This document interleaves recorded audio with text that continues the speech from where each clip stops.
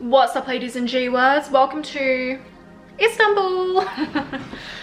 I originally came on this trip, guys, for 1 week to Bodrum, and then I was in Istanbul for 2 days, and then I extended to 10 days, and I extended 15 days, and what if I extended to forever? What if I extended to forever? And yes, I did delete my Instagram again. It's gonna be deleted for a while. I just prefer to be off Instagram, so you guys have to keep up with me on here and whenever a public Twitter account. So today we're talking about moving in silence, and not just in terms of work or sharing your goals. This is also about sharing personal things about yourself. And as always, we're going to link it to a couple of research papers. So what is the main reason why people trauma dump, or why you share such personal things about yourself to people who maybe don't even deserve to hear it?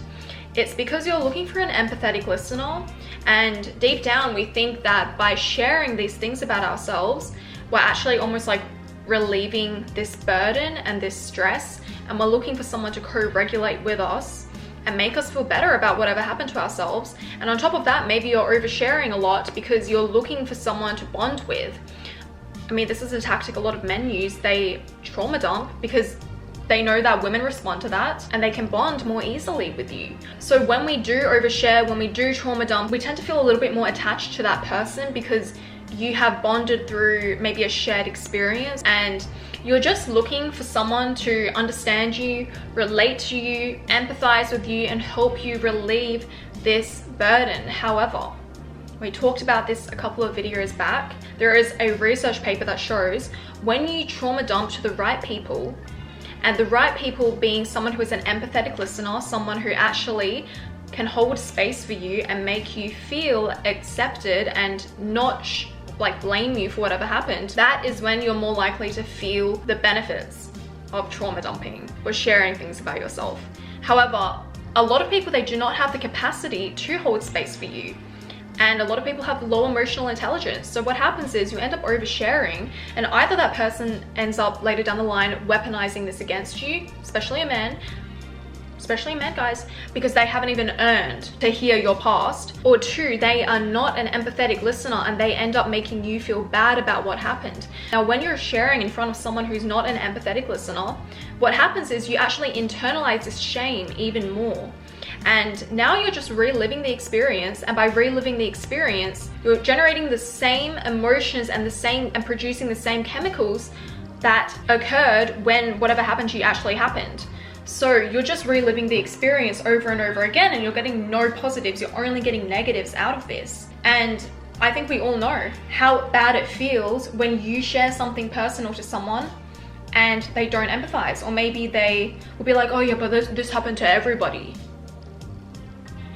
Oh, that's not that big of a deal. I'm quite an open person, and I remember one of my best friends, she said to me, you need to stop sharing with people so much because they have not earned this. And even on YouTube, guys, I don't share as much anymore because honestly, guys, look at what happened to Liz. I sympathize with her so much. It is shocking to me how her entire audience has suddenly turned against her and demonized her for what? Falling for a demonic man. If I were her, I would not have shared this with my audience, because as a YouTuber, I've been a YouTuber for 9 years.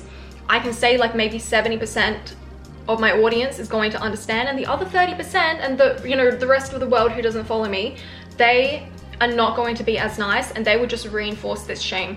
So I think no matter what you're going through, audience or not, keep it to yourself, guys, until you really know that you can trust that person. Remember, you might bond more with some people through this way, but it's like a shortcut type of bonding.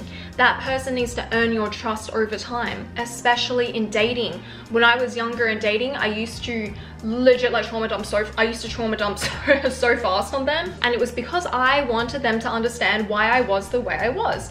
Because I was like, if you understand what happened to me, you will understand why I am like this and be able to respond to me better and understand. And I straight up, like 9 out of 10 times, they would never be able to understand because they also don't have the same type of background as me, where they're like, okay, because she went through this, this means I should do this. Okay, you watch my videos, so you probably have a higher EQ than most of the population. You're different if you're watching this, okay?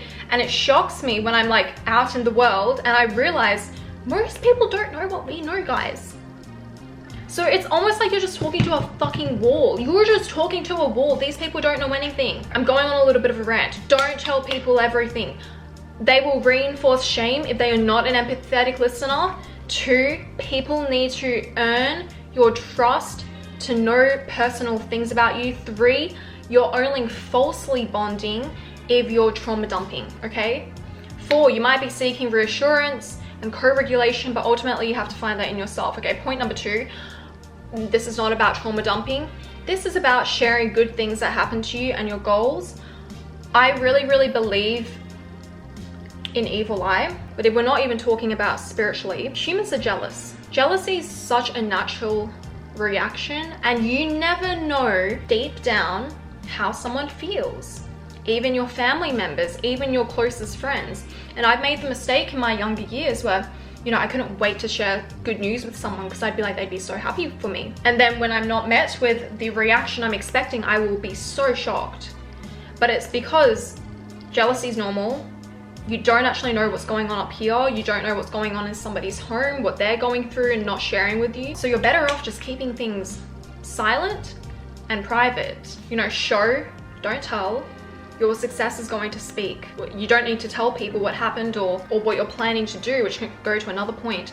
The more we share about what we're going to do, it actually produces dopamine and it makes us feel like we've already achieved whatever we're going to achieve.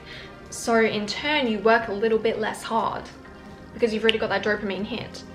So move in silence for at least 60 days, guys. 60 days, move in silence. And we talked about this in point 1. Venting doesn't release the emotion. It makes you feel worse and it rehearses whatever you've been through. So if you actually want to try to get over whatever happened to you, you need to create a new emotional experience for yourself. Joe Dispenza talks about this a lot. Every day we wake up and we rehearse the familiar past, because you wake up, you do the same things, you generate the exact same emotions. So naturally, if we're constantly thinking about whatever happened to us, we're constantly associating something which happened in the past, we are just anchored to the past every single day. And to break that pattern, you need to anchor yourself to a new future. So actually, research papers show instead of venting, you should do breath work and meditation and practice mindfulness and stillness, because it directly helps regulate your nervous system and calm you down. So down regulation is actually what makes us feel better. It is not venting. And raise your hand, guys, if you've ever like told someone something and you've just regretted telling them after because you know they didn't deserve it. They didn't hold space for you. Now they're going to weaponize it against you, perhaps. And lastly, did you know that repetitive venting to other people actually pushes them away, especially if you don't know them? So you might think like, oh, I'm bonding with this person because we both got cheated on by our boyfriends. Maybe at the beginning you guys have bonded temporarily over this, but because you don't have a long-lasting, strong, real bond, over time, this is just going to push two people away. In most cases, especially if you're not trauma bonding and it's just you venting to someone thinking by me oversharing, they're going to know more about me, I'm going to feel closer to them. No, it's pushing them away, because especially if they are a secure person, they don't need to hear about everything that's happened to you the first time they met you. And usually when you're venting, you're looking for reassurance seeking, and reassurance seeking in anxious individuals, this will push away the other person. And if you constantly are getting this reassurance hit from someone else, you never learn how to regulate yourself. So read this study. I'm going to tell you the study, guys. And a meta-analysis of 38 studies with a cohort of over 7,000 found a solid link between seeking reassurance and depression. And there's a famous roommate study called When Depression Breeds Contempt. They found that chronically offloading distress exerts a deteriorating influence on the interpersonal environment with the roommates, leading to rejection and contagious depression. So oversharing doesn't just fail to heal you, it can actually corrode your relationship over time. If we are summarizing all of this in a nutshell, guys, stop oversharing, start journaling, get therapy. Instead of venting to people, sometimes I will just open my MacBook and I will talk to myself. Jealousy and judgment, you never know how someone is feeling deep down. And also in Kabbalah, they say you shouldn't share things for 60 days because that is when evil eye is at its maximum. Have everything in motion and out in the world yet, like you've executed upon your ideas before sharing this and allowing any evil eye and judgment to come for you.